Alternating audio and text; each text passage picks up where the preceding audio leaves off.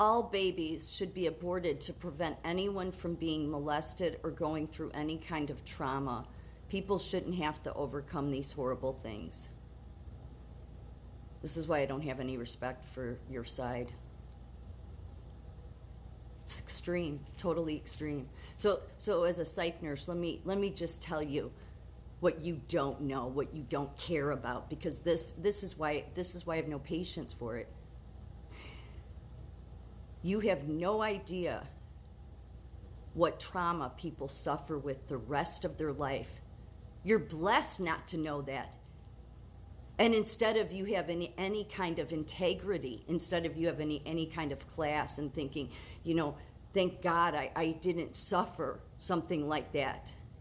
You want to go and say, I'm going to stand up for life, and then go as extreme right as this. Because that's why I don't have any respect for the far right. Because you don't care about life. You prove it in this. So, in my psych career, I've taken care of many people that have been molested. Cutters, not just superficial cutters. I had a girl that knew where all of her arteries were. She had so many, she was from great wealth too. Beautiful young girl. And she had been in the hospital because she had stitches in both arms on the inside and the out. This was over a decade ago. And she knew where every artery was, so she was always but she could go as deep. She was not a superficial cutter. She would go just as deep but avoid the artery.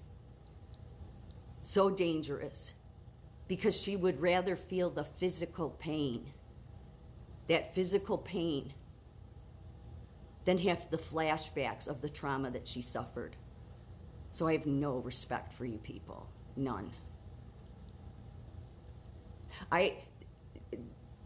This girl had so much trauma, because everybody likes to write people off that cut as attention seeking. But what people don't understand about the other side of that is they're doing it to avoid an emotional pain, because that's how bad the emotional pain is. So it's not so easy just to overcome those things, okay?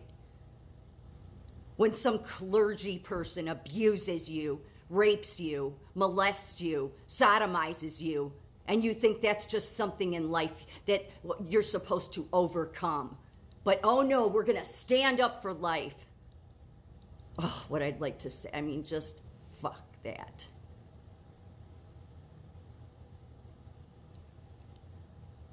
This patient, and it was a long, long time ago, but I'll never forget her, because I asked her, she was the one that I said, why? Why would you go this deep, but where you have to have stitches on the inside of yourself and on the outside of yourself, and you have so many scars? And she said, because the emotional pain is worse. And that she's not the only person. And she was already healing one night and had these bandages around her forearm, and yet there was fresh blood coming from the gauzes, from one of her forearm gauzes. And so I'm like, I want to see that. And she was trying to hide it from me. And I'm like, no, let me see. What are you doing? She had already had these stitches. And when she went to take a shower, we would let people have their shampoo, like that plastic shampoo bottle, the ones that are thick on the bottom, they're round on the bottom, but they come up to a straight edge. And she took the end of that bottle and ripped through, dug the stitches out, and then wrapped it back up. And the only reason I realized it is because she was becoming so pale. She was losing blood and trying to hide it. So it is not just some horrible circumstances.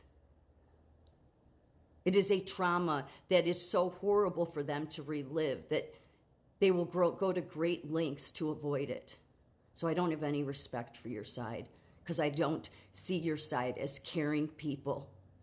You just want to look like fake righteous people. But you're nothing but cruel people.